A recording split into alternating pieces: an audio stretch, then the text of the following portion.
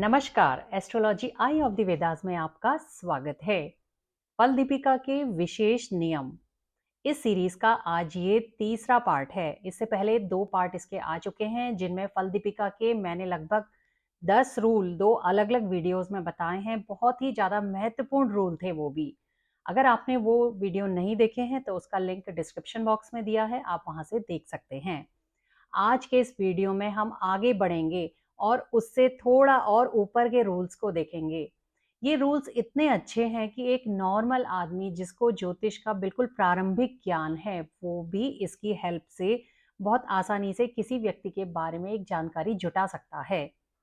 Prediction करने में बहुत ही ज़्यादा सहायक ये रूल हैं, जो मैं आज आपको बताने जा रही हूँ और बहुत आसानी से आप लोग सीख लेंगे। तो पहला हमारा जो रूल है, वो आज का रूल चंद्रमा पे और दृष्टिकांत चार्ट पे आधारित है। दृष्टिकांत चार्ट जो कि भाई बहनों के लिए यूज होता है, इतना ही आपको पता होगा।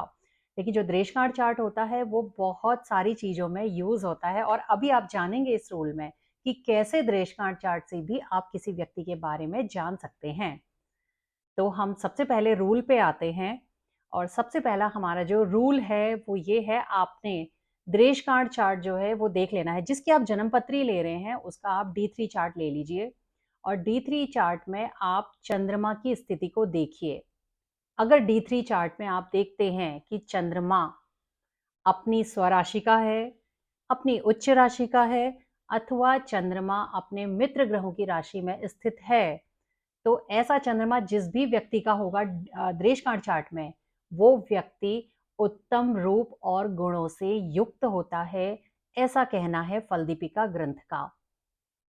इसका सीधा सा कहने का ये मतलब है, उन्होंने तो एक लाइन लिख दी, लेकिन मैं इसको थोड़ा सा आपको एक्सप्लेन करके बताती हूँ। उत्तम रूप का मतलब है कि वह ये सुंदरता, आप उस व्यक्ति के बारे में एक आकलन कर लेंगे कि ये व्यक्ति बाहरी रंग रूप भी इसका अच्छा है। लेकिन इसमें उन्होंने गुणों की बात भी की है। गुण होते हैं व्यक्ति की आंतरिक सुंदरता और जो ज्यादा महत्वपूर्ण है। तो ऐसा चंद्रमा न केवल बाह्य रूप से व्यक्ति को अट्रैक्टिव बनाता है, बल्कि आंतरिक रूप से भी वो व्यक्ति जिसका ऐसा चंद्रमा होगा वो बहुत सारे गुणों से युक्त होगा। जितने भी अच्छे गुण होते हैं ज्यादातर उस व्यक्ति में पाए जाएंगे। तो सबसे पहले हम इसको बोर्ड में जान लेते हैं, वहां से आपको अच्छे से समझ में आ जाएगा। अब आप देखिए, यहाँ पे मैंने दृष्टिकांत कुंडली बना रखी है जिसको हम D3 चार्ट भी कहते हैं। तो इसमें आपने सीधे चंद्रमा को चेक करना है। तो आपने देखना है कि क्या चंद्रमा इस चार्ट में अपनी उच्च राशि में है, और चंद्रमा की उच्च राशि होती है वृष राशि। अगर चंद्रमा मान लिया जाए 2 नंबर में स्थित है वृष राशि में,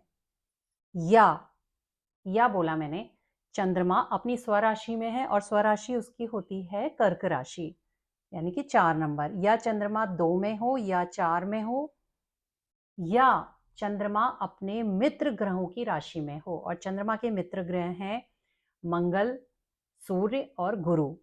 तो चंद्रमा जो है या तो मंगल की राशि में हो जो कि मेष राशि है, और मंगल की दूसरी राशि 8 होती है, लेकिन इसको हम नहीं लेंगे क्योंकि चंद्रमा यहाँ पे नीच का हो जाता है।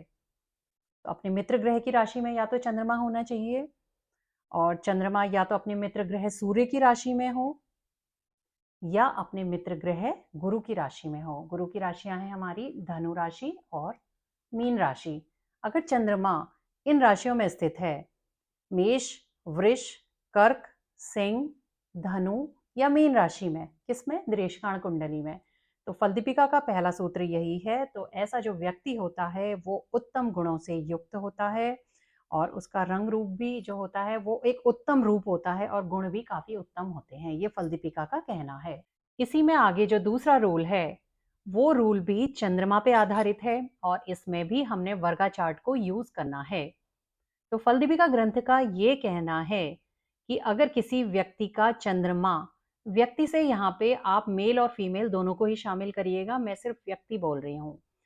तो अगर किसी व्यक्ति का जो चंद्रमा है, उस चंद्रमा को अगर उत्तम वर्ग प्राप्त हो जाता है, तो फल दीपिका ग्रंथ का ये कहना है कि ऐसा व्यक्ति बहुत ज्यादा भाग्यशाली होता है।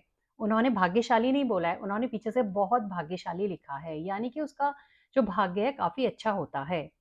लेकिन उत्तम वर्ग क्या होते हैं शायद आपको नहीं पता होगा। उत्तम वर्ग भी मैं आपको बता देती हूँ। जब कभी भी इसमें लिया जाता है चंद्रमा D2 यानी कि होरा चार्ट, D3 यानी कि दृष्टिकोण चार्ट और D9 यानी कि नवांशा चार्ट। इन तीनों चार्ट में, तीनों में चाहिए हमें चंद्रमा। कैसा चाहिए?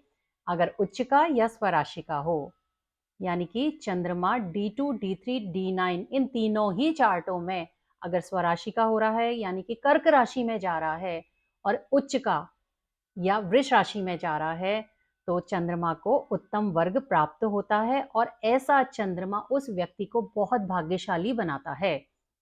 ये एक बहुत बड़ा योग है जो मैं आपको बता रही हूँ। ये ऐसे रूल होते हैं जो पता एस्ट्रोलॉजर्स को होते हैं, लेकिन वो किसी को भी नहीं बताते हैं। लेकिन आप इनको नोट करके रखिए और इनको चेक करके देखिए कि ऐसा है क्या। जिस व्यक्ति के बारे में आप देख रहे हैं, अगर किसी की जन्मपत्री में आपको मिलेगा, क्योंकि बहुत भाग्यशाली बोला है, तो ये बहुत कम जन्मपत्रियों में आपको ये देखने को मिलेगा। लेकिन जो पहला रूल मैंने आपको बताया था वो आपको मिल जाएगा, तो इनको आप चेक करके देखिए। तीसरा रूल हमारा और ज़्यादा खास है। इस रूल को आप एज़ अ राजयोग भी ले सकते हैं और ऐसा-वैसा राजयोग नहीं है, ये बहुत बड़ा राजयोग है। और ये जो तीसरा सूत्र है हमारा, तीसरा रूल है हमारा फल दीपिका का बहुत खास रूल, ये ग्रह पे और नक्षत्र पे आधारित है। अगर आप देखते हैं किसी जन्मपत्री में शुक्र ग्रह अश्विनी नक्षत्र में स्थित है, तो ऐसा शुक्र किसमें होगा? पहली बात, वो मेष राशि में होगा और मेष राशि में 0 डिग्री से 13 डिग्री 20 मिनट के बीच होगा। तो वो शुक्र सीधे-सीधे अश्विनी नक्षत्र में आ जाएगा। ये इनकी पहली शर्त है फल दीपिका की। दूसरा, ये शुक्र जन्मपत्री में यानी कि आपके जो मेन चार्ट है, उस चार्ट में प्रथम भाव में स्थित हो, लग्न में स्थित हो। तीसरी शर्त इन्होंने लगाई है कि ऐसा शुक्र जो कि अश्विनी नक्षत्र में है, साथ ही ऐसा शुक्र जो कि प्रथम भाव में स्थित है, उस पे 3 ग्रहों की दृष्टि हो, कम से कम 3 ग्रहों की, ज़्यादा तो कितनी भी हो सकती है। और दृष्टि में आपने राहु केतु को शामिल नहीं करना है। तो इनका कहना है फल दीपिका का कि अगर तीनों शर्तें पूरी हो रही हैं तो ऐसा व्यक्ति प्रबल राजा होता है और अपने शत्रुओं को जीतता है। वहां पे तो सिर्फ इतना ही बोला है, लेकिन मैं आपको एक्सप्लेन करती हूँ। प्रबल राजा का मतलब है कि जीवन में हायर पोजीशन, बहुत ज्यादा हायर जिसे हम कह सकते हैं, वो हासिल वो व्यक्ति करता है, कुछ खास उसको जीवन में प्राप्त होता है। प्रबल राजा बोला है। राजा आजकल के समय में वही लोग होते हैं जो काफी हायर पोजीशन पे होते हैं, तो बहुत ऊंची पोजीशन वो व्यक्ति हासिल करता है। ये बहुत ही बड़ा राजयोग है। ये सूत्र जो है राजयोग के रूप में लिया जाता है। तो इसमें इन्होंने दूसरी लाइन बोली है कि अपने शत्रुओं को जीतता है। कितनी बड़ी बात बोली है, क्योंकि जो व्यक्ति इतनी हायर पोजीशन पे जाएगा तो उसके खिलाफ अपोजिशन भी होगी ही होगी, बहुत शत्रु बन जाते हैं। तो लेकिन कोई भी व्यक्ति उसका कुछ नहीं बिगाड़ पाता है। वो जो उसके खिलाफ खड़े होते हैं, जो उसके लिए प्रॉब्लम्स खड़ी करते हैं, उन प्रॉब्लम्स को भी ऐसा व्यक्ति बहुत ही आसानी से किनारे करके आगे बढ़ जाता है। यानी कि हायर पोजीशन भी मिलती है और उसका कोई कुछ बिगाड़ भी नहीं पाता है। ये बहुत बड़ा रूल है। कई बार आप जन्म पत्रियों को देखते हैं, देखने में बहुत साधारण लगती है। हमें लगता है कि इसमें तो मेन चार्ट में कोई खास राजयोग नहीं बन रहे हैं, ये नहीं बन रहे हैं। तो ज्योतिष में ऐसा नहीं होता है। ज्योतिष में हर एंगल से हमें जन्म पत्री को देखना होता है। कुछ ऐसे खास सूत्र होते हैं छुपे हुए जो उस जन्म पत्री को बहुत ज़्यादा स्ट्रांग बनाते हैं। और ये रूल भी मुझे ठीक से तो याद नहीं आ रहा। एक बहुत ही फेमस प्लेयर हैं कोई, उनकी जन्म पत्री में भी यही रूल है। शुक्र जो है उनका अश्विनी नक्षत्र में है और ऐसी कुछ ग्रहों से दृष्ट है। तो वो उन्होंने भी जीवन में बहुत हायर पोजीशन उनको मिली। अब मैं जैसे ही नाम याद आएगा आपको अगले वीडियो में बता दूंगी।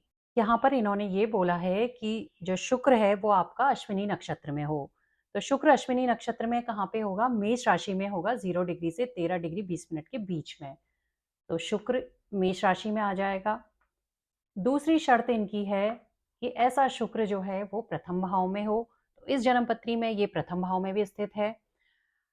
ऐसा है कि ये जो चार्ट मैंने बना रखा है, ये कालपुरुष की जन्मपत्री बनाई है। यहाँ पे कोई भी चार्ट आप ले सकते हैं, ऐसा नहीं है कि इसी चार्ट पे आपने लगाना है। फल दीपिका ने बोला जरूर है कि प्रथम भाव में होना चाहिए, वो उनकी शर्त है। लेकिन अगर आप किसी और भाव में भी देख रहे हैं कि मेष राशि में शुक्र आ रहा है अश्विनी नक्षत्र में और उस पे काफी ग्रहों की दृष्टि आ रही है, तो भी एक बहुत अच्छे राजयोग का निर्माण होता है। वो तो 3 शर्तें उन्होंने बोली हैं, 3 शर्तें अगर पूरी हो रही हैं तब तो बहुत ही बढ़िया रिजल्ट मिलेगा। लेकिन अगर 2 शर्तें भी पूरी हो रही हैं, मान ली जाए कि शुक्र अश्विनी नक्षत्र में है और ग्रहों से दृष्ट है 3 से ज़्यादा या 3 ग्रहों से, तो भी वो एक अच्छा राजयोग माना जाएगा। तो आप बिल्कुल एज़ इट इज़ ही लेने की कोशिश मत करिएगा, कोई भी जन्म पत्री ली जा सकती है। मैं मेष इसलिए लिया है पहले उस पे, क्योंकि ये कालपुरुष की जन्म पत्री मानी जाती है। तो यहाँ पे शुक्र हमारा मेष राशि में आ गया, दूसरी शर्त लग्न में आ गया, तीसरा उन्होंने बोला है कि कम से कम 3 ग्रहों से दृष्ट हो। तो यहाँ पे मान लिया जाए आपका शनि यहाँ पे स्थित है, तो एक तो आपकी दृष्टि शनि की आ गई यहाँ पे सीधे-सीधे, ठीक है। अब आपका गुरु अगर यहाँ पे है, तो गुरु की 5वीं दृष्टि आ जाएगी, 1, 2, 3, 4, 5, 2 ग्रहों की दृष्टि आ गई। मान लिया जाए मंगल आपका यहाँ पे है, तो 1, 2, 3, 4 मंगल की दृष्टि आ गई। तो कम से कम यहाँ पे इस तरीके से आपने देखना है, ये 3 शर्तें हमारी पूरी हो जाती हैं। किसी भी जन्म पत्री में किसी भाव को बल प्राप्त होने के अनेकों तरीके होते हैं, और जो चौथा रूल है वो इसी पे आधारित है। फल दीपिका का ये कहना है कि अगर किसी भाव का स्वामी उस भाव के कारक से युक्त हो जाए, यानी कि भाव स्वामी और कारक के बीच में रिलेशन बन जाए, तो उस भाव को बल प्राप्त होता है। कई बार हमें जन्मपत्री में कोई भाव बहुत कमजोर दिखाई देता है, जब हम विश्लेषण करते हैं तो वो भाव हमें कमजोर दिखाई देता है, लेकिन आपने इस सूत्र को भी वहां पे चेक करना है। अगर उस भाव का स्वामी उस भाव के कारक के साथ रिलेशन बना रहा है, तो उस भाव को एक बहुत अच्छा बल मिलेगा, वो भाव स्ट्रांग हो जाएगा। और रिलेशन भी 3 तरीके से ये दोनों बना सकते हैं। तो पहला इसमें यह है कि उस भाव का जो स्वामी है और उस भाव का जो कारक ग्रह है, अगर वो दोनों एक दूसरे पे दृष्टि डाल रहे हैं, तो दोनों के बीच एक रिलेशन बन जाएगा। दूसरा इसमें है कि अगर उस भाव का स्वामी और उस भाव का कारक आपस में एक साथ युति बनाए, कंजंक्शन में हो, तो भी उनके बीच एक रिलेशन बन जाएगा।